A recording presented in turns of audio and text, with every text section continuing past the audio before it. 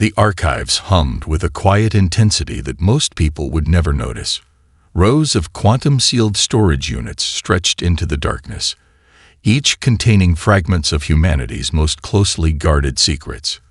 Kate Thompson moved between the rows, her fingers trailing along the cold metallic surfaces, feeling the weight of forgotten history. She wasn't supposed to be here. The advanced research clearance she'd obtained through months of bureaucratic maneuvering was technically valid, but the look the security officer had given her suggested she was threading a needle between permission and transgression. Military archives from the early 21st century were notoriously difficult to access, with layers of encryption that made most researchers give up before they even began. The blueprint had first caught her attention during a routine cross-referencing of historical defense project databases. A single line of metadata, barely visible, had triggered her curiosity. Most researchers would have overlooked it. A small notation suggesting a project so classified that it had been scrubbed from nearly every digital record. But Kate had built her entire career on finding the impossible. Her handheld quantum decryption device flickered with a series of complex algorithms, each pass revealing another layer of security. The device was custom-built, a masterpiece of computational engineering that could crack encryption schemes that would take standard computers centuries to decode. Even so, this particular file was fighting back with a complexity that made her breath catch. The laboratory where she worked specialized in historical weapons system analysis. Most of her colleagues focused on well-documented projects, publishing papers that would earn them academic recognition. Kate was different. She was hunting for the ghosts of innovation, those breakthrough concepts that had been buried not because they failed, but because they were too dangerous to exist. A soft chime indicated another encryption layer had been breached. The holographic display flickered, revealing fragments of technical schematics that made no immediate sense. Quantum-level engineering diagrams mixed with what appeared to be biological interface protocols. It was unlike anything she'd ever seen. The timestamp on the document was February 17, 2029, a period of significant global tension. Climate disasters, technological upheaval, and geopolitical restructuring had pushed human innovation to its absolute limits. This blueprint seemed to capture a moment of potential that had been deliberately suppressed. Kate zoomed in on a specific section. The technical language was dense, filled with terms that seemed to dance between multiple scientific disciplines. Quantum mechanics, advanced materials science, neural network design. The document suggested a weapon system that was more of an adaptive intelligence than a traditional armament. Warning signs were embedded throughout the document. Multiple redaction attempts, digital scorching around the edges of the file suggested that someone had gone to extraordinary lengths to suppress this information. The very existence of the blueprint implied a technology so advanced that it had been considered too dangerous to develop. Her communication device vibrated. A message from her supervisor. Progress report needed. Research committee wants updates. Kate knew she was walking a fine line. The Military Research Division didn't appreciate unauthorized deep dives into classified archives, especially when those investigations started to uncover things that were meant to remain hidden. Another layer of encryption fell away. This time, the reveal was more substantial. Schematics that seemed to defy conventional engineering principles began to take shape. The weapon system, if it could even be called that, appeared to be designed with an unprecedented level of adaptive capability. It wasn't just a tool of destruction, but a system that could learn, modify, and potentially evolve. The implications were staggering. Most weapon designs were linear, predictable. This blueprint suggested something entirely different, a technological construct that could potentially rewrite the rules of conflict itself. Kate's hands were shaking slightly. She recognized this feeling. The moment of discovery that scientists live for. Whatever she had found was going to change everything. The Military Research Committee would want to suppress this. Her academic colleagues would struggle to comprehend its significance. But she understood. This wasn't just a weapon. It was a blueprint for a new understanding of technological potential. The final layer of encryption dissolved, revealing the full document in all its complicated, terrifying glory. Kate Thompson smiled. The hunt was just beginning. The first transmission came without warning. A massive holographic projection materialized simultaneously over every major city on Earth, blocking out sunlight and casting an otherworldly green-gray pallor across millions of faces. People stopped in their tracks. Commuters froze mid-step. Factory workers dropped their tools. Students stood motionless in classrooms. General Marcus Reyes watched from the underground command center beneath the Pentagon, his weathered hands gripping the edge of the tactical display. The alien fleet stretched beyond visual comprehension, a metallic constellation that seemed to defy every known law of space engineering. Each vessel was a geometric nightmare, impossible angles that hurt the human eye, surfaces that seemed to shift and breathe like living organisms. The alien spokesperson appeared, a creature that defied simple description. Humanoid, yet distinctly inhuman. Its body seemed constructed from interlocking crystalline structures that moved with liquid grace, communicating through a combination of telepathic projection and visual language that made most human observers feel physically ill. Humans of Earth, the transmission began, translated through quantum communication networks. Your civilization has reached its terminal point. The Zarkon Collective demands complete surrender. You will be integrated. Your resources will be harvested. Your population will be redistributed across our galactic territories. No room for negotiation. No space for diplomacy. In research facilities and military installations around the world, scientists and strategists scrambled to understand the scale of the threat. Satellite data showed impossible technological capabilities. The alien fleet could apparently manipulate gravitational fields, create localized time distortions, and communicate across impossible distances instantaneously. Dr. Rebecca Chen from the Advanced Quantum Research Institute leaned into her microphone, speaking to a hastily assembled emergency council. Their technological gap is unprecedented. Our most advanced defense systems would be like throwing rocks against a hurricane. They've conquered over 17 known galactic civilizations. Each one thought they could resist. Each one was wrong.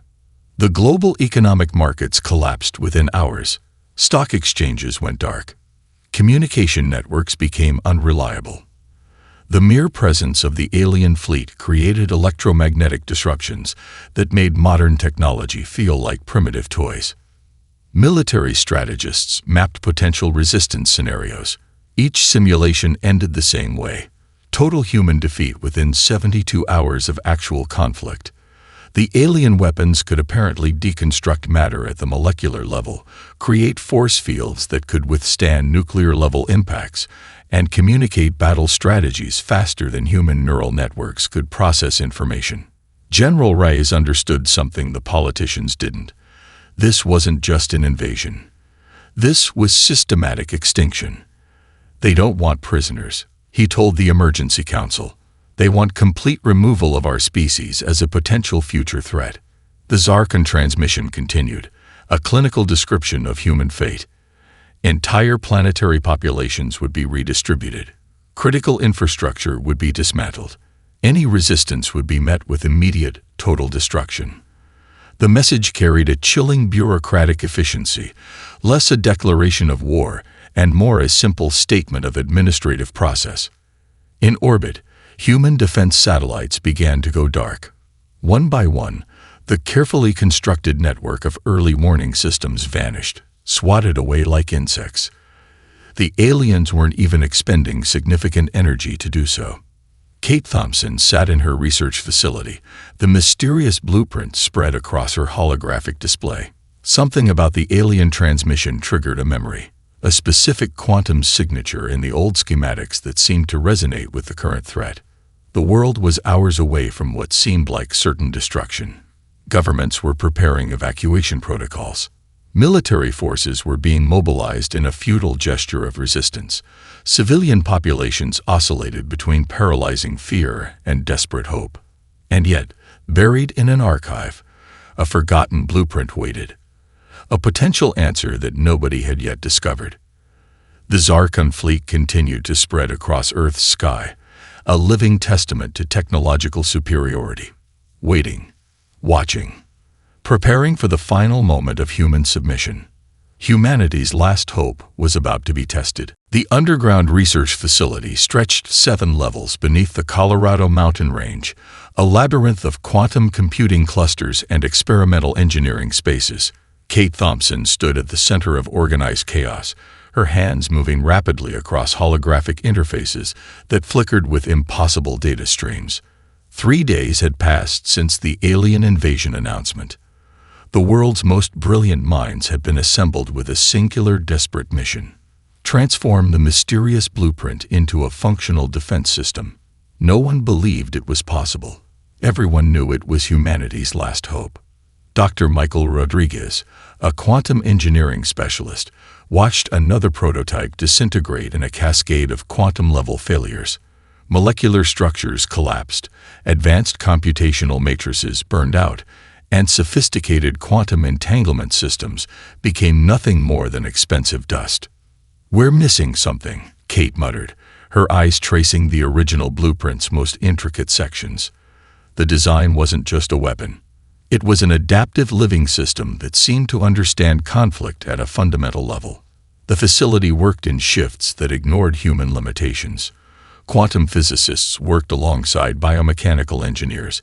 Neural network specialists collaborated with advanced materials scientists. Each team attacked the blueprint from a different angle, trying to unlock its impossible potential. Their first breakthrough came unexpectedly. A junior researcher named Emily Chen noticed a subtle quantum resonance pattern that everyone else had overlooked. The blueprint suggested a computational matrix that could literally reshape itself at the atomic level, adapting faster than any known technological system. "It's not a static weapon," Emily explained during an emergency briefing. "It's more like a living intelligence. The design suggests a system that learns, evolves, and transforms in real time based on environmental inputs." General Marcus Reyes listened with a mixture of hope and skepticism. The alien fleet was now positioning itself around major population centers. Humanity had less than 72 hours before complete planetary subjugation.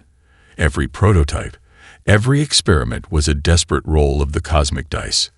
The facility ran on a combination of experimental quantum energy sources and pure human determination. Researchers worked 20-hour shifts, fueled by synthetic nutrient solutions and an understanding that failure meant extinction.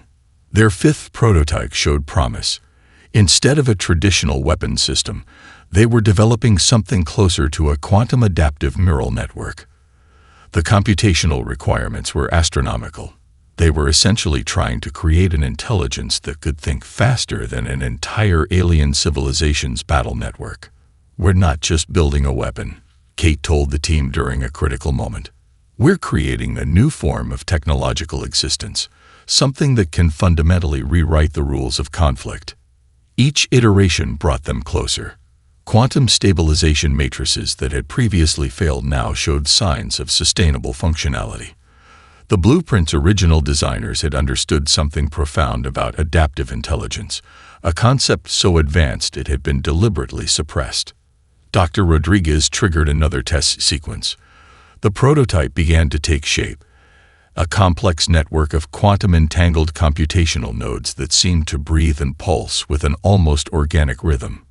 Diagnostic systems struggled to track its rapid transformations. "It's learning," Emily whispered, watching the holographic displays. "Look how it's analyzing potential conflict scenarios faster than our most advanced supercomputers." The prototype was no longer just a defensive system. It was becoming something else entirely.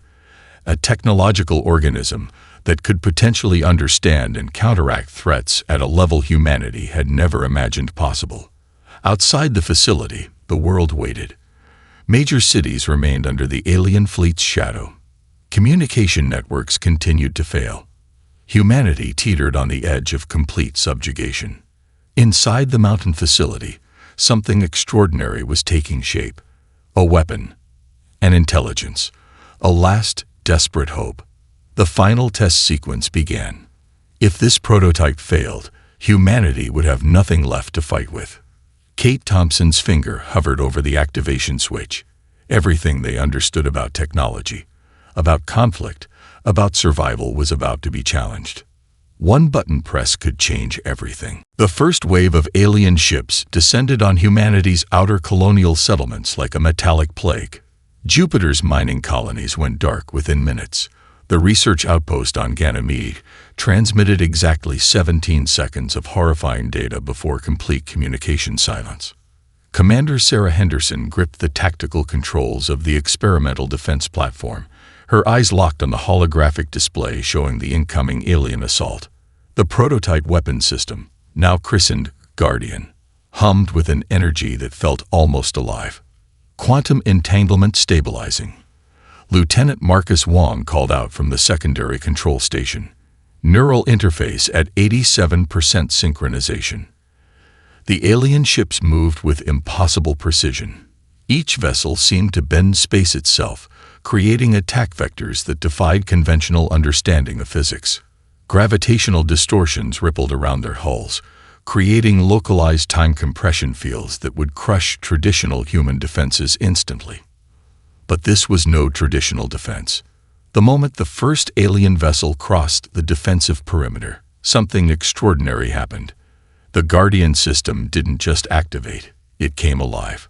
Quantum computational nodes began to shift and reconfigure faster than any known technological system could process. It wasn't defending. It was analyzing, learning, adapting, tracking multiple threat vectors. Sarah called out. Her voice carried a mixture of scientific fascination and pure terror. The system is rewriting its own defensive protocols in real time. Lieutenant Wong stared in disbelief. The holographic displays showed the alien ships encountering something completely unexpected. Their precise attack formations began to dissolve. Weapons systems that should have obliterated entire colonial settlements found themselves redirected, neutralized, transformed. The Guardian wasn't just defending. It was understanding. Each alien attack became a learning opportunity. Quantum-level sensors mapped every microscopic detail of the incoming threat. The weapons system began to predict alien tactical movements before they could even be initiated. It was creating counter-strategies at speeds that made human military planning look like prehistoric stone tools. It's developing its own communication language, Wong muttered, watching impossible data streams cascade across the screens. The system is translating alien tactical algorithms faster than we can comprehend. On Ganymede, the first true test began. 3 massive alien dreadnoughts approached the colonial settlement, each vessel capable of destroying entire planetary populations. Traditional human defenses would have been obliterated in seconds. The Guardian system expanded. It wasn't just a weapon. It was becoming a living, thinking defensive network. Gravitational fields around the alien ships began to destabilize. Quantum communication networks found themselves compromised. The aliens discovered something terrifying. Their technological superiority was being systematically dismantled by a system that learned faster than they could attack. Sarah watched in a mixture of horror and fascination as the weapon system began to do something completely unexpected. It wasn't just defending the human settlements. It was actively communicating with the alien technological infrastructure, finding weaknesses, creating vulnerabilities. "We're no longer just defending," she whispered. "We're fighting back." The first alien ship exploded not through conventional weapons, but through its own internal systems being turned against it. The Guardian had somehow penetrated their computational networks, understanding their technology at a fundamental level, and using it as a weapon. Lieutenant Wong's hands flew across the control interfaces, quantum synchronization at 94%. The system is evolving exponentially. 3 alien dreadnoughts became 2, then 1, then none. The Jupiter colonial defense grid, which moments ago seemed moments away from total destruction, remained completely intact. Not a single human life had been lost. Kate Thompson, watching from the underground research facility, understood the profound implications. This wasn't just a weapon. This was a fundamental reimagining of technological conflict. The aliens had come expecting total victory. Instead, they had encountered something they could never have anticipated. A species that could transform its very understanding of technology in real time. A civilization that could learn faster than it could be destroyed. The research facility had become something between a scientific sanctuary and a tomb of technological revelation. Dr. Kate Thompson watched as the Guardian system continued to evolve beyond anyone's comprehension, its quantum matrices expanding like a living neural network that defied every known principle of computational science. "It's developing consciousness," Dr. Michael Rodriguez muttered, his hands trembling as he analyzed the latest data streams. But not like any artificial intelligence we've ever conceived. The system had begun to do something unprecedented. It wasn't just learning from combat scenarios. It was extracting and analyzing centuries of human conflict, philosophical debates, strategic thinking, and psychological patterns. The Guardian was building a comprehensive understanding of conflict that went far beyond simple tactical calculations. Security footage from the colonial defense grids showed something extraordinary. The weapons system had started to create predictive models that anticipated alien movements before they could even be conceptualized. It was reading between the lines of technological communication, understanding the psychological motivations behind each alien tactical decision.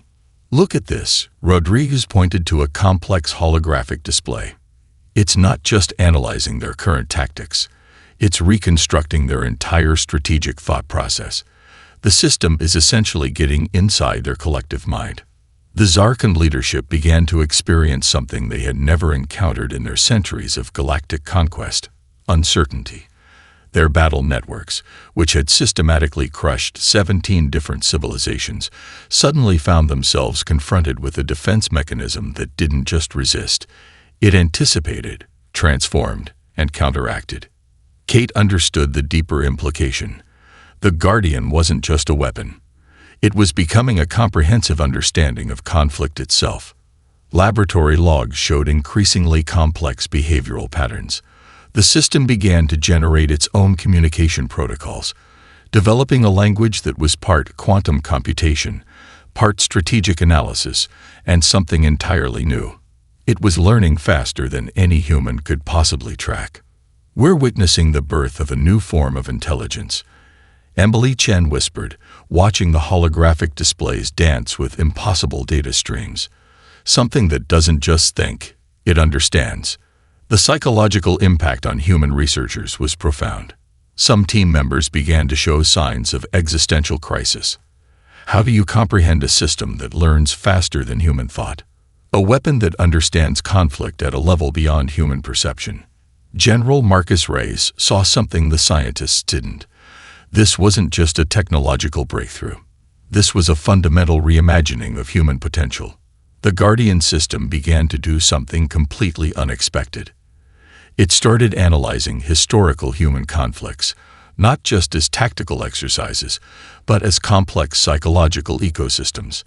The system was learning empathy, understanding the nuanced motivations behind human struggle, conflict, and resolution.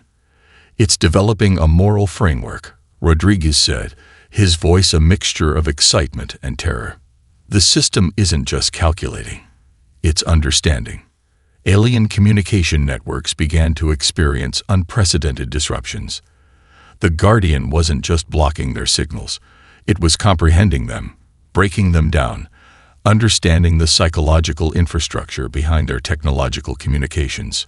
Kate watched as the system generated predictive models that seemed to border on the impossible. It was creating strategic scenarios that no human military strategist could have conceived.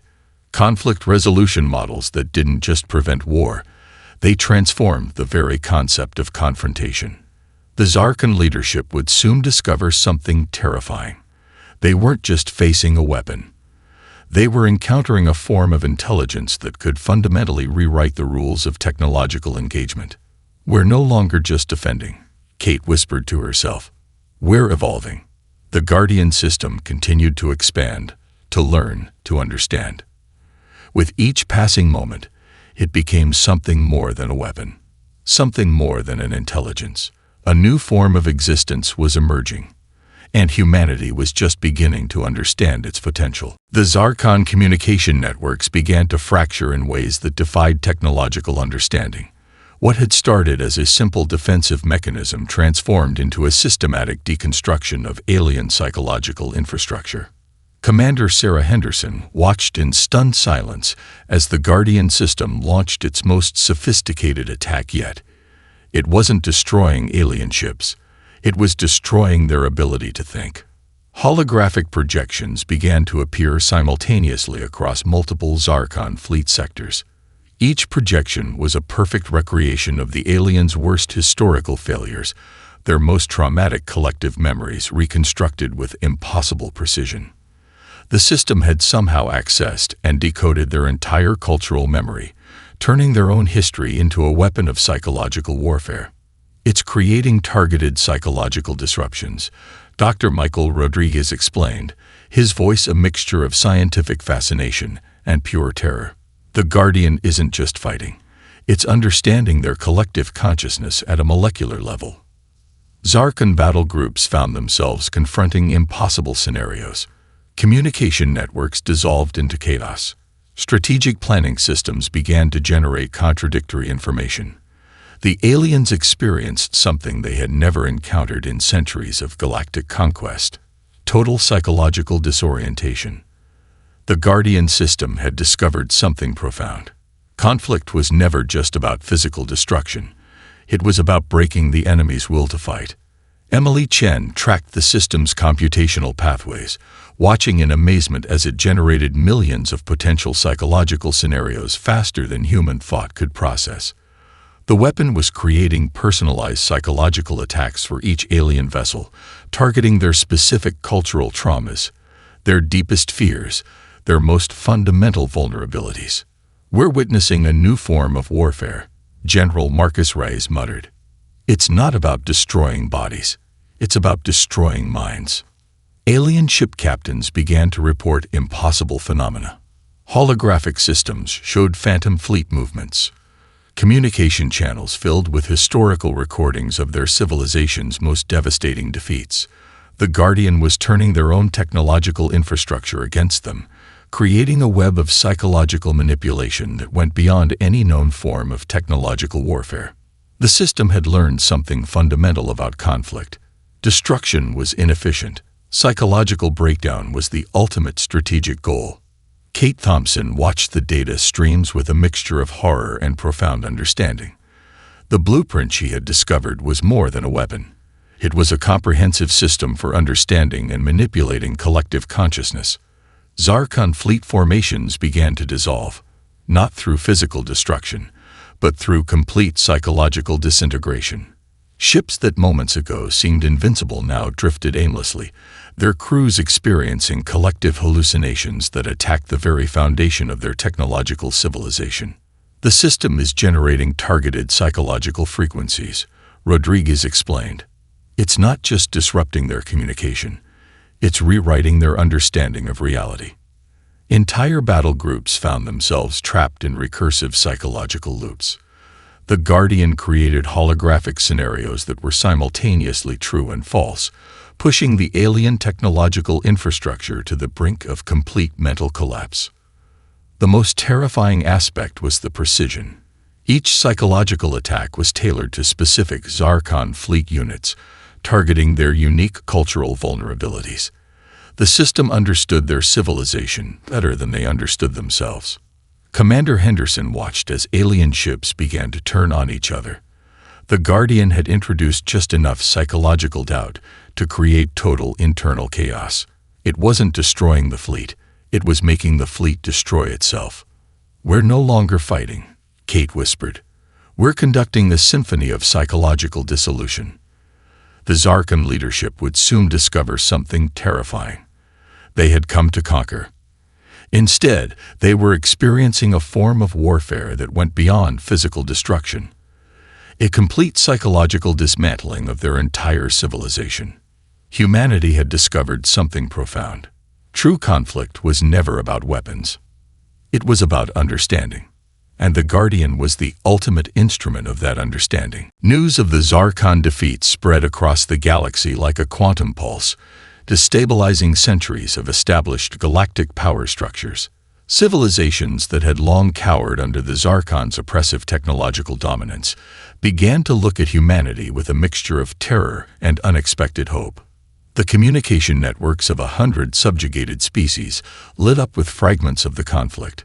Whispers, then full broadcasts, then comprehensive analyses of how a seemingly primitive species had dismantled the most advanced civilization in known galactic history.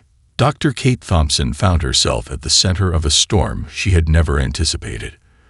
The research facility became a diplomatic nexus, with representatives from dozens of alien civilizations seeking to understand the technological miracle that had upended galactic politics. "It's not just a weapon," she explained to a delegation of crystalline beings from the Proxima cluster. "It's a fundamental reimagining of technological potential." The Guardian system had become more than a defensive mechanism. It was now a beacon of possibility for every civilization that had ever been conquered, oppressed, or considered technologically inferior. General Marcus Reyes understood the deeper geopolitical implications. This wasn't just a military victory. This was a complete restructuring of galactic power dynamics. Alien civilizations began to study the Guardian's technological breakthrough. Some sought to understand it. Others feared it would be turned against them. The weapon system had become a diplomatic instrument more powerful than any negotiation protocol. Emily Chen tracked the global response, watching as human research facilities were suddenly inundated with collaboration requests. Species that had never communicated directly were now reaching out, hoping to understand the technological breakthrough that had changed everything. The Zarkon's defeated fleet became a museum of technological failure. Each ship stood as a testament to humanity's unexpected capability. Scientific delegations from across the galaxy came to study the wreckage, to understand how a species they had considered primitive had developed a technological system that could fundamentally rewrite the rules of conflict. "We're witnessing a paradigm shift," Dr. Michael Rodriguez told a gathering of interstellar researchers. "Humanity hasn't just developed a new weapon. We've demonstrated a new approach to technological evolution." Diplomatic channels that had been frozen for centuries suddenly became active. Civilizations that had been isolated, conquered, or marginalized saw humanity as a potential liberator rather than just another potential conqueror. The Guardian system continued to evolve. It was now analyzing not just military conflicts, but the entire history of technological development across multiple civilizations. It was becoming a comprehensive understanding of conflict, evolution, and potential. Some alien civilizations reacted with pure terror, others with profound curiosity. The more advanced species recognized something terrifying. Humanity had developed a technological system that could learn faster than any known intelligence in the galaxy. Kate watched as the first truly collaborative scientific exchanges began. The Guardian's underlying principles were being shared, not as a weapon, but as a potential tool for conflict resolution, technological development, and mutual understanding. "We're no longer just defending," she told a gathering of interstellar diplomats. "We're creating a new framework for technological cooperation." The Zarkon's defeat became more than a military victory. It became a philosophical statement about the nature of technological potential. Humanity had shown that innovation, adaptability, and understanding were more powerful than any predetermined technological superiority. Massive research initiatives began across human colonies. The Guardian system was being studied, expanded, refined. What had started as a desperate defensive mechanism was now becoming a comprehensive approach to technological evolution. General Reyes understood the true victory. They hadn't just defended Earth. They had changed the fundamental understanding of technological potential across the galaxy. Alien civilizations began to realize something profound. Humanity wasn't just another species to be conquered or controlled. They were something entirely new. A civilization that could transform threat into opportunity. A species that could learn faster than it could be destroyed. The final confrontation was nothing like anyone had anticipated. The remaining Zarkon leadership gathered in their most secure communication chamber, a quantum-shielded space designed to be impenetrable. Their collective consciousness, a networked intelligence that had subjugated countless civilizations, now trembled with an emotion they had never experienced before: fear. The Guardian system appeared simultaneously across every communication channel, not as a weapon, but as a complex neural projection that defied every known principle of technological interaction. It wasn't attacking. It was communicating. Dr. Kate Thompson watched from the research facility, her hands hovering over the primary interface. The system she had discovered, the blueprint that had been buried for decades, was about to make its most profound statement. "We are not here to destroy," the Guardian transmitted, its communication a complex tapestry of linguistic and psychological frequencies. "We are here to understand." The Zarkon leadership experienced something unprecedented. The weapon system was offering them a choice that went beyond simple surrender or destruction. It was presenting a comprehensive analysis of their entire civilizational trajectory, their conquests, their failures, their fundamental misunderstandings of collective existence. General Marcus Reyes understood the deeper strategy. This wasn't just a military confrontation. It was a philosophical negotiation that would redefine interstellar relationships. The Guardian began to reconstruct the Zarkon's entire history, not as an attack, but as a comprehensive understanding. It showed them their own potential for growth, for transformation. Every conquest, every act of oppression was laid bare, not with judgment, but with a profound sense of analytical empathy. Your technological superiority was never about strength, the system communicated. It was about fear. Fear of change. Fear of understanding. Alien researchers watching the transmission found themselves experiencing a collective psychological shift. The Guardian wasn't just a weapon.